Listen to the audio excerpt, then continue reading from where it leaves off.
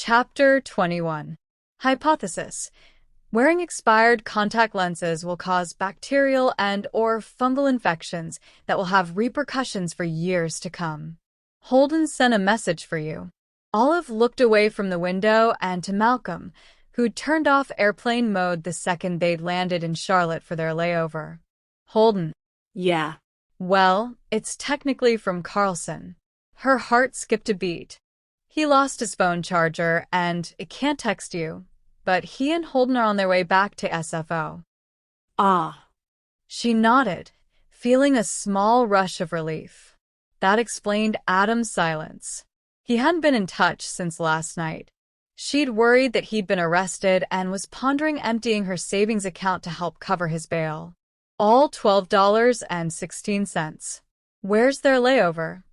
No layover. Malcolm rolled his eyes. Direct flight. They'll be at SFO 10 minutes after us, even though they're only now leaving Boston. Eat the rich. Did Holden say anything about? Malcolm shook his head.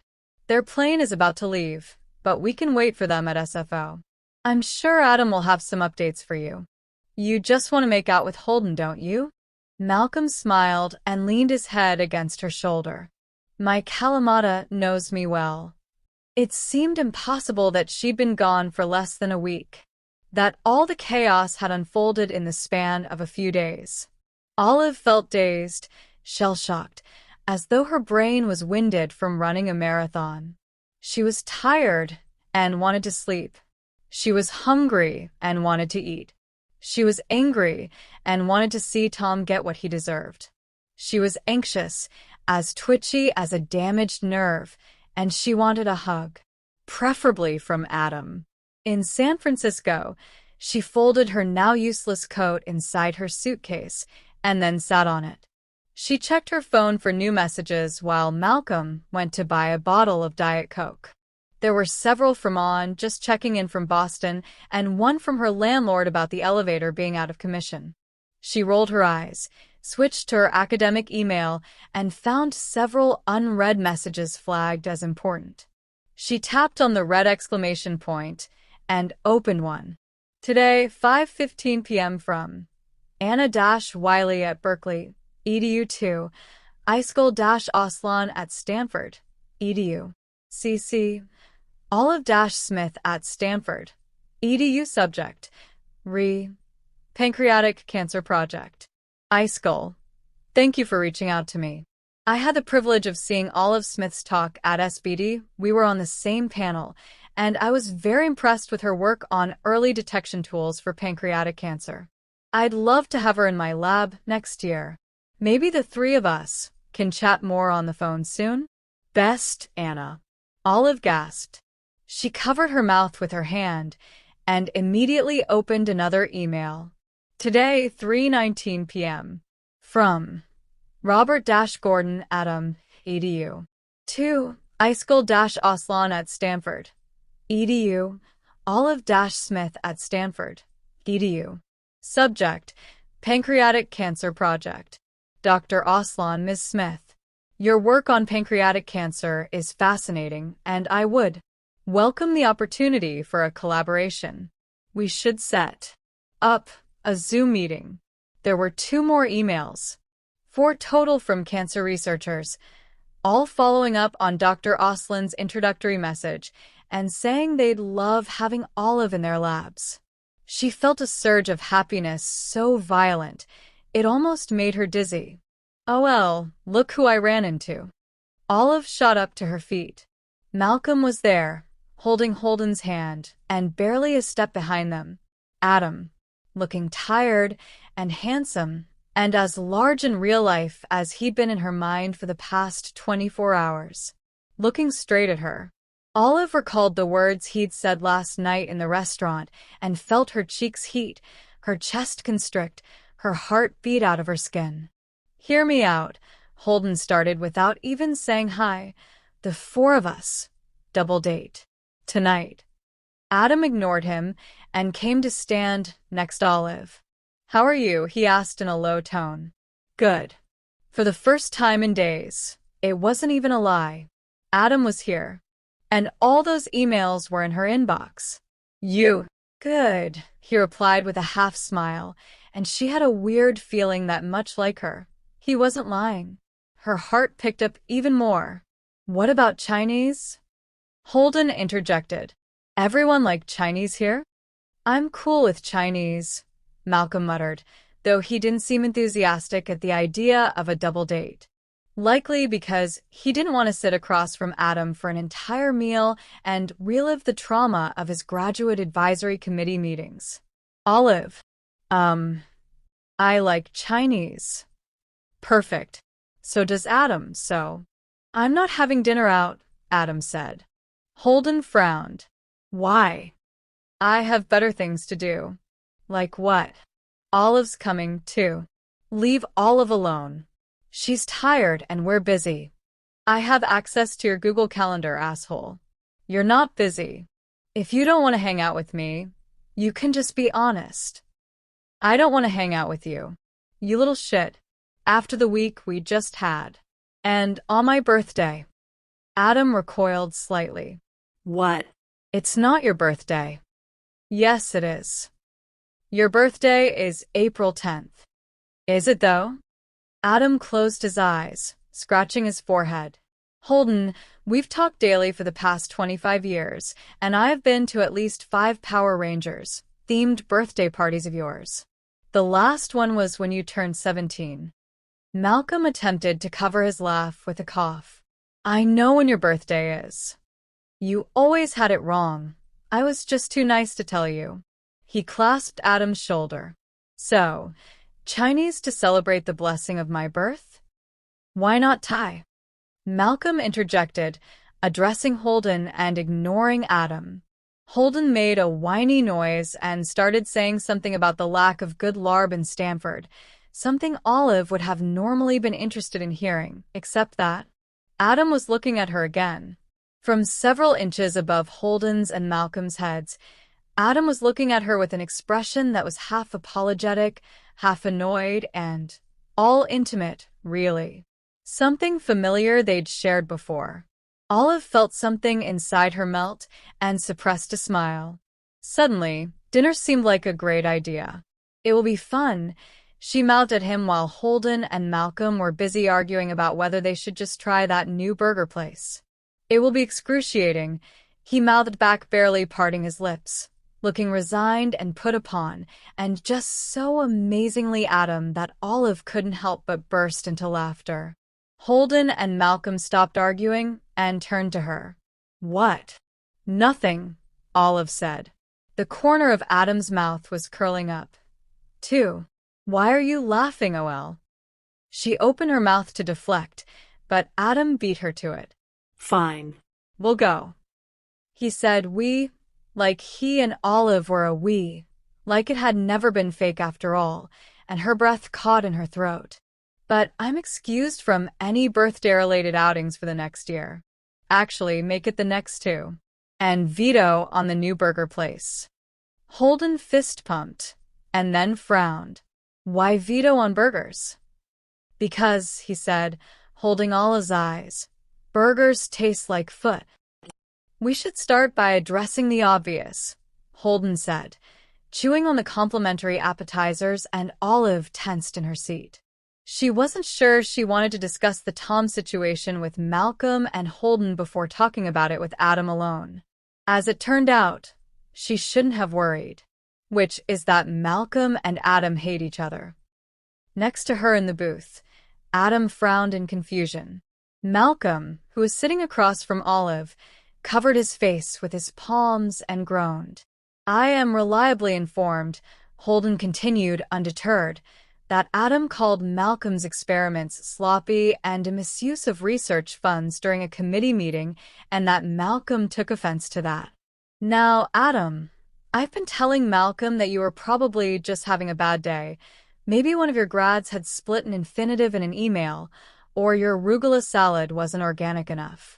Do you have anything to say for yourself? Adam's frown deepened, and so did Malcolm's facepalm. Holden waited pointedly for an answer, and Olive watched it all unfold, wondering if she should take out her phone and film this car crash. I have no recollection of that committee meeting, though it does sound like something I would say. Great. Now tell Malcolm it wasn't personal, so we can move on and have fried rice. Oh my God, Malcolm muttered. Holden, please. I'm not having fried rice, Adam said. You can have raw bamboo, while the normal people have fried rice. But as of right now, my boyfriend thinks that his BFF's boyfriend and my own BFF has it out for him, and it's cramping my double dating style. So please. Adam blinked slowly. BFF. Adam. Holden pointed at a grimacing Malcolm with his thumb. Now, please. Adam sighed heavily, but he turned to Malcolm. Whatever I said or did, it was not personal. I've been told that I can be needlessly antagonistic and unapproachable. Olive didn't get to see Malcolm's reaction because she was busy studying Adam and the slight curl on his lips, the one that became an almost smile when he looked at Olive and met her eyes. For a second, the brief second she held his gaze before he looked away, it was just the two of them. And this sort of past they shared, their stupid inside jokes, the way they teased each other in the late summer sunlight. Perfect. Holden clapped his hands, intrusively loud. Egg rolls for appetizer, yes? It was a good idea, this dinner. This night, this table, this moment.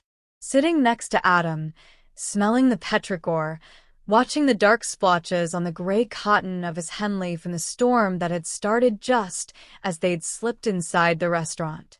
They would have to talk later, have a serious conversation about Tom and many other things. But for now it was the way it had always been between Adam and her, like slipping into a favorite dress, one she'd thought lost inside her closet, and finding that it fit as comfortably as it used to. I want egg rolls. She glanced at Adam. His hair was starting to get long again, so she did what felt natural, reached out and flattened his cowlick. I'm going to take a wild guess and assume that you hate egg rolls, just like everything else that's good in the world. He mouthed smart-ass right as the waiter brought their waters and set the menus on the table. 3 menus, to be precise. Holden and Malcolm each took one, and Olive and Adam exchanged a loaded, amused look and grabbed the remaining one to share. It worked perfectly. He angled it so that the veggie section was on his side, and all manner of fried entrees were on hers. It was serendipitous enough that she let out a laugh.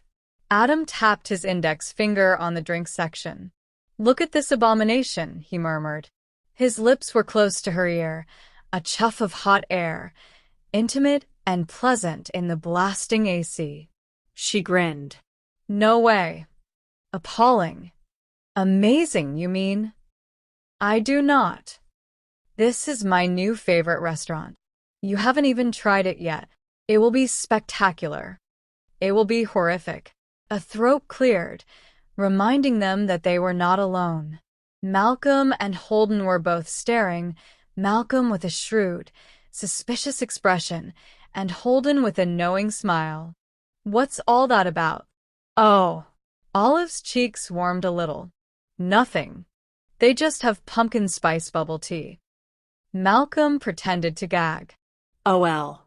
Gross. Shut up. It sounds great. Holden smiled and leaned into Malcolm. We should get one to split. Excuse me? Olive tried not to laugh at Malcolm's horrified expression. Don't get Malcolm started on pumpkin spice, she told Holden in an exaggerated whisper. Oh, shit. Holden clutched his chest in mock terror. This is a serious matter. Malcolm let his menu fall on the table. Pumpkin spice is Satan's dandruff, harbinger of the apocalypse, and it tastes like ass, not in the good way. Next to Olive, Adam nodded slowly, highly impressed with Malcolm's rant. One pumpkin spice latte contains the same amount of sugar you'd find in 50 Skittles, and no pumpkin whatsoever. Look it up. Adam stared at Malcolm with something very similar to admiration. Holden met Olive's eyes and told her conspiratorially, Our boyfriends have so much in common. They do. They think hating entire harmless families of food is a personality trait. Pumpkin spice is not harmless. It's a radioactive, overpowering sugar bomb that worms its way into every sort of product and is single-handedly responsible for the extinction of the Caribbean monk seal. And you, he pointed his finger at Holden, are on thin ice. Why? I can't date someone who doesn't respect my stance on pumpkin spice. To be fair, it's not a very respectable stance. Holden noticed Malcolm's glare and lifted his hands defensively. I had no idea, babe. You should have. Adam clucked his tongue, amused. Yes, Holden. Do better. He leaned back in his seat, and his shoulder brushed against Olive's. Holden gave him the finger. Adam knows and respects Olive's stance on hamburgers, and they're not even. Whatever Malcolm had been about to say, he had the sense to stop himself. Well, if Adam knows, you should know about the pumpkin spice. Wasn't Adam a dick until, 12 seconds ago? How the turntables, Adam murmured. Olive reached out to pinch him on the side, but he stopped her with a hand around her wrist. Evil, she mouthed at him. He just smiled, evilly, studying Malcolm and Holden a little too gleefully. Come on. It's not even comparable, Holden was saying. Olive and Adam have been together for years. We met less than a week ago. They have not, Malcolm corrected him, wagging a finger. Adam's hand was still curled around her wrist. They started dating a month before we did. No, Holden insisted. Adam was into her for ages. He probably secretly studied her eating habits and compiled 17 databases and built machine learning algorithms to predict her culinary preferences. Olive burst into laughter. He did not. She took a sip of water, still smiling. We only just started hanging out. At the beginning of the fall semester. Yes, but you knew each other from earlier. Holden was frowning. You two met the year before you started your PhD here, when you came for your interview, and he's been pining after you ever since. Olive shook her head and laughed, turning to Adam to share her amusement. Except that Adam was staring at her already, and he did not look amused. He looked something else. Worried maybe, or apologetic, or resigned. Panicky? And just like that, the restaurant was silent. The pitter-patter of rain on the windows, people's chatter, the clinking of silverware. It all receded. The floor tilted, shook a little, and the AC was just this side of too cold. At some point, Adam's fingers had let go of her wrist. Olive thought back to the bathroom incident, to burning eyes and wet cheeks, the smell of reagent and clean, male skin. The blur of a large, dark figure standing in front of her with his deep, reassuring, amused voice. The panic of being 23 and alone and having no idea what she should be doing, where she should be going, what the right choice was. Is mine a good enough reason to go to grad school? It's the best one. All of a sudden, things had seemed simple enough. It had been Adam, after all. Olive had been right. What she hadn't been right about was whether he remembered her. Yes, she said. She wasn't smiling anymore. Adam was still holding her gaze. I guess he has. Chapter 22. Hypothesis. When given a choice between A, telling a lie, and B, telling the truth, I will inevitably end up selecting. No. Not this time. Olive had no doubt that Holden's tales were highly embellished and the result of years of comedy workshopping, but she still couldn't help laughing harder than ever before. And I'm awakened by this waterfall pouring down on me. Adam rolled his eyes. It was a drop. And I'm asking myself why it's raining inside the cabin, when I realize that it's coming from the top bunk and that Adam, who was 13 at the time. 6. I was 6 and you were 7. Had pissed the bed, and the piss was seeping through the mattress and onto me. Olive's hands flew up to cover her mouth, not quite succeeding at hiding her amusement. just like she'd failed when Holden had recounted that a Dalmatian puppy had once bitten Adam's ass through his jeans, or that he'd been voted most likely to make people cry in his senior yearbook. At least Adam didn't act embarrassed, and not nearly as upset as he'd seemed after Holden had talked about him pining after her. Which explained so many things. Everything, maybe. Man 6 years old. Malcolm shook his head and wiped his eyes. I was sick. Still. Seems kind of old to have an accident. Adam simply stared at Malcolm until he lowered his gaze. Maybe not that old after all, he muttered. There was a large bowl of fortune cookies by the register. Olive noticed it on her way out of the restaurant, let out a delighted squeal, and dipped her hand in to fish out 4 plastic packages. She handed one each to Malcolm and Holden, and held out another for Adam with a mischievous smile. You hate these, don't you? I don't. He accepted the cookie. I just think they taste like styrofoam. Probably have similar nutritional values, too, Malcolm muttered as they slipped out into the chilly humidity of the early night. Surprisingly, he and Adam were finding lots of common ground. It wasn't raining anymore, but the street was shiny in the light under a lamppost.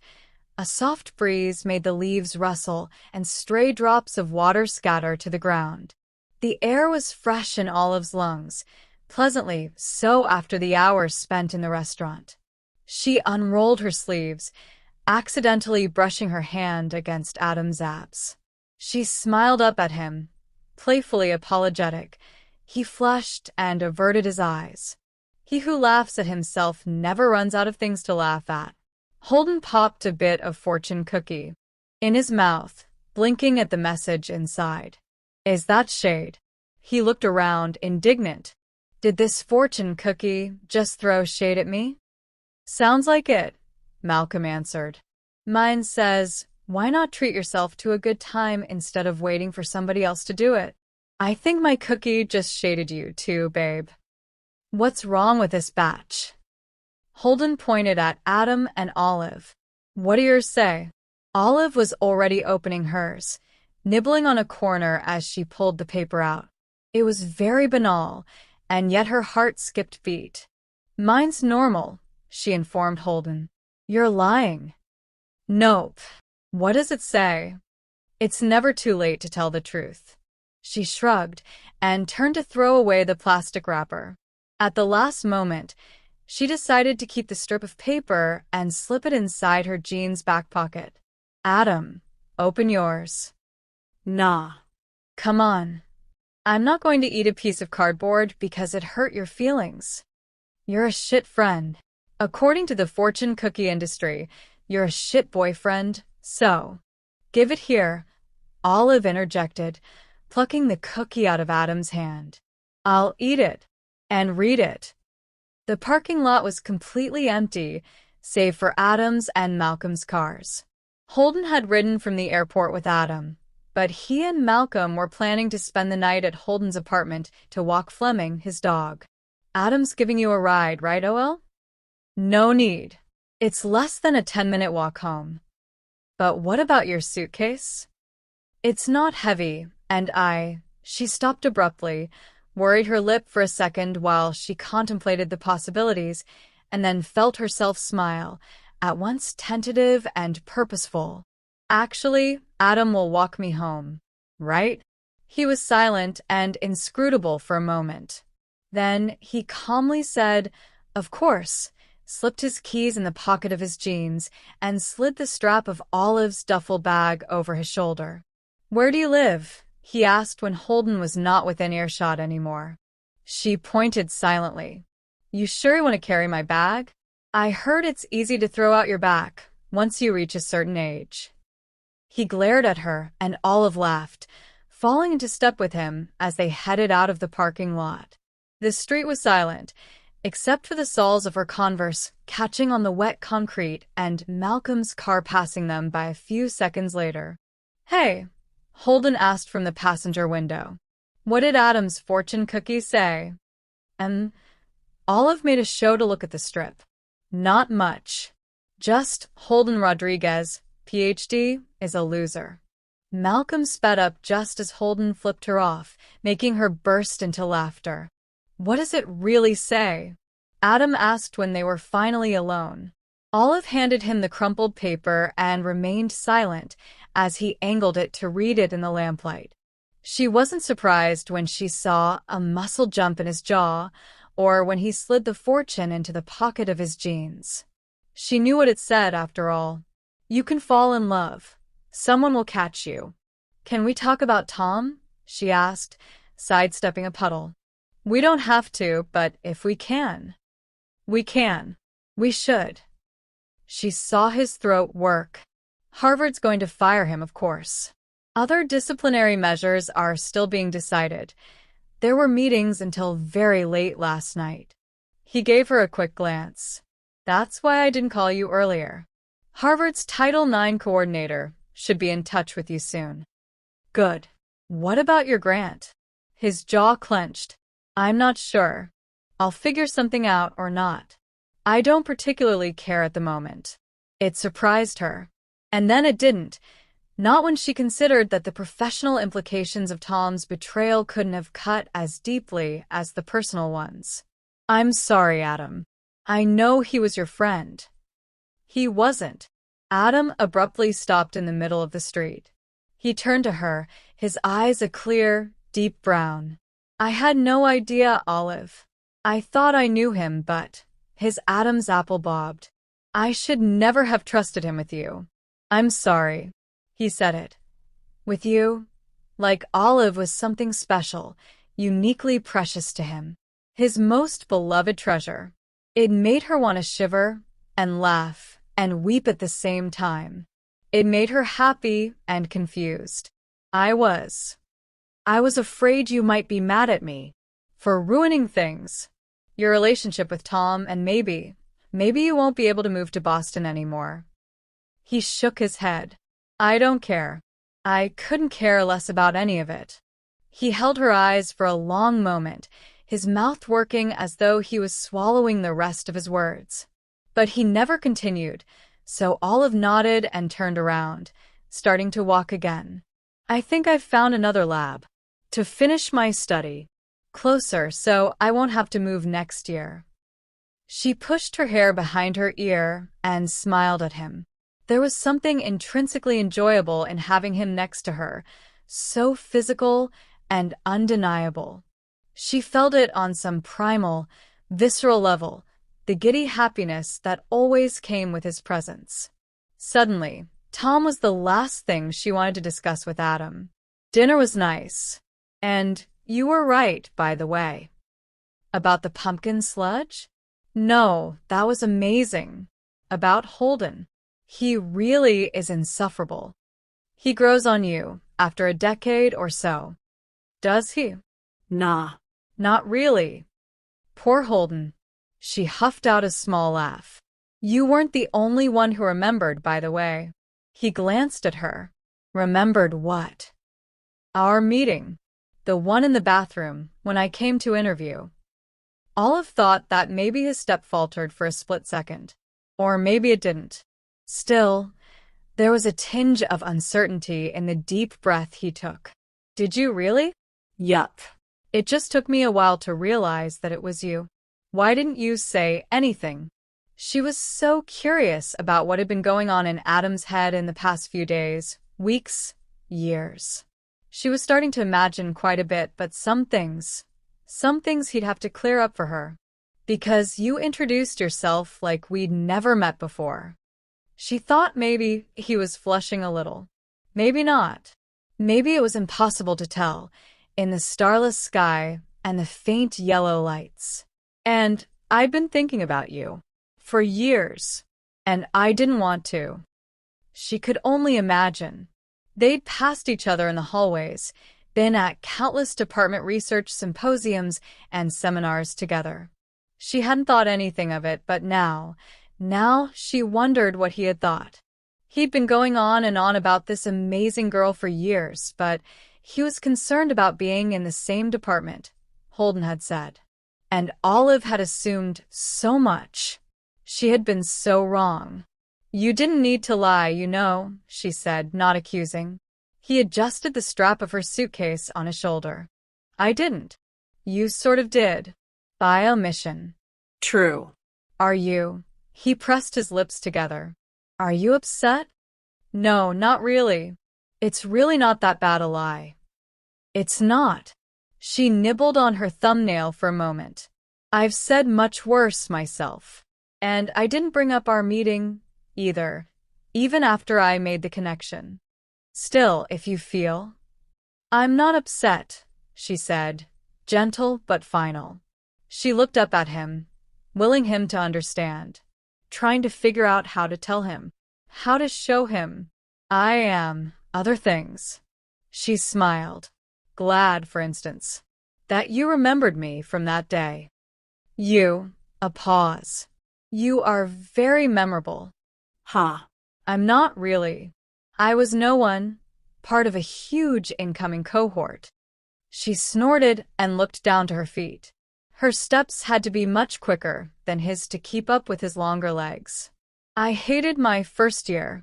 It was so stressful. He glanced at her, surprised. Do you remember your first seminar talk? I do. Why? Your elevator pitch. You called it a turbo lift pitch. You put a picture from the next generation on your slides. Oh, yes. I did. She let out a low laugh. I didn't know you were a Trekkie. I had a phase. And that year's picnic, when we got rained on, you were playing freeze tag with someone's kids for hours. They loved you. They had to physically peel the youngest off you to get him inside the car. Dr. Moss's kids. She looked at him curiously.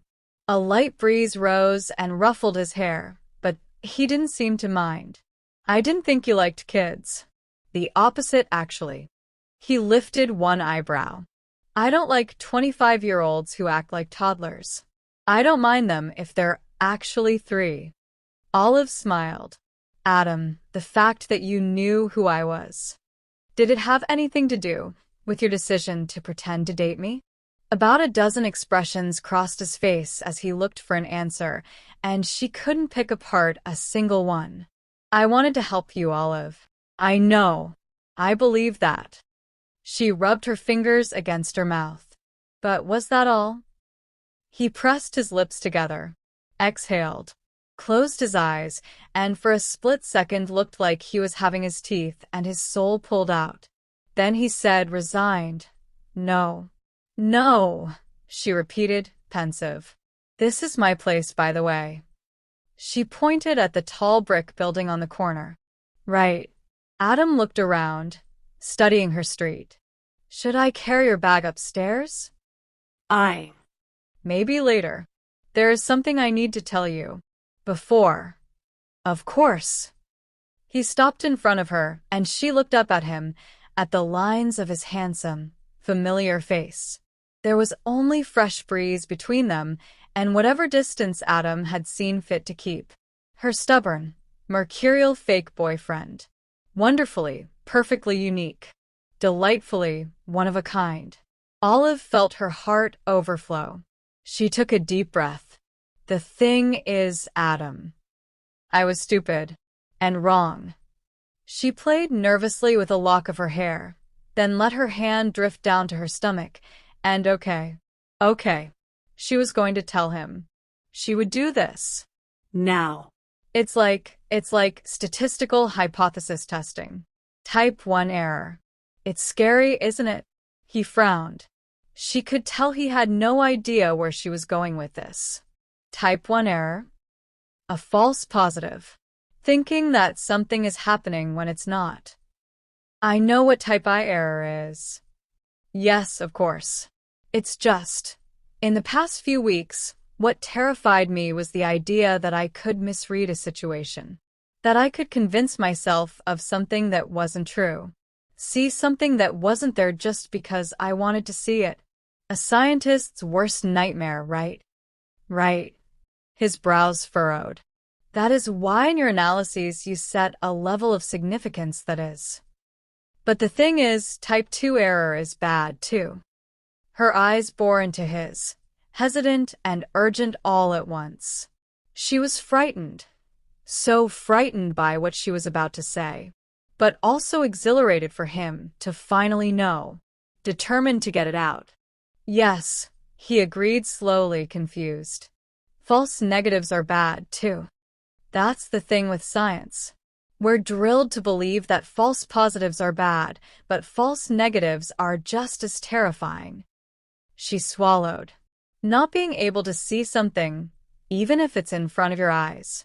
Purposefully making yourself blind, just because you're afraid of seeing too much. Are you saying that statistics graduate education is inadequate? She exhaled a laugh, suddenly flushed, even in the dark cool of the night. Her eyes were starting to sting. Maybe, but also, I think that I have been inadequate, and I don't want to be not anymore. Olive. He took one step closer, just a few inches. Not enough to crowd, but plenty for her to feel his warmth. Are you okay? There have been so many things that have happened before I even met you, and I think they mess me up a little. I've mostly lived in fear of being alone, and I'll tell you about them if you want. First, I have to figure it out on my own. Why shielding myself with a bunch of lies seemed like a better idea than admitting even 1 ounce of truth. But I think. She took a deep, shuddering breath. There was a tear, one single tear that she could feel sliding down her cheek. Adam saw it and mouthed her name. I think that somewhere along the way I forgot that I was something. I forgot myself. She was the one who stepped closer. The one who put her hand on the hem of his shirt, who tugged gently and held onto it, who started touching him and crying and smiling at the same time. There are 2 things I want to tell you, Adam. What can I? Please, just let me tell you. He wasn't very good at it. At standing there and doing nothing while her eyes welled fuller and fuller. She could tell that he felt useless, his hands dangling in fists at his sides, and she loved him even more for it. For looking at her like she was the beginning and end of his every thought. The first thing is that I lied to you. And my lie was not just by omission. Olive. It was a real lie. A bad one. A stupid one. I let you know, I made you think that I had feelings for someone else when in truth, I didn't. I never did. His hand came up to cup the side of her face. What do you? But that's not very important. Olive. He pulled her closer, pressing his lips against her forehead. It doesn't matter. Whatever it is that you're crying about, I will fix it. I will make it right. Adam. She interrupted him with a wet smile. It's not important because the second thing, that's what really matters. They were so close now. She could smell his scent and his warmth, and his hands were cradling her face, thumbs swiping back and forth to dry her cheeks. Sweetheart, he murmured. What is the second thing? She was still crying, but she'd never been happier. So she said it, probably in the worst accent he'd ever heard. Ik ho van you, Adam. Epilogue. Results. Careful analyses of the data collected, accounting for potential confounds, statistical error, and experimenter's bias, show that when I fall in love, things don't actually turn out to be that bad. 10 months later. Stand there. You were standing right there. Was I? He was humoring her. A little. That deliciously put-upon expression had become Olive's favorite over the past year. A bit closer to the water fountain. Perfect. She took a step back to admire her handiwork and then winked at him as she took out her phone to snap a quick picture.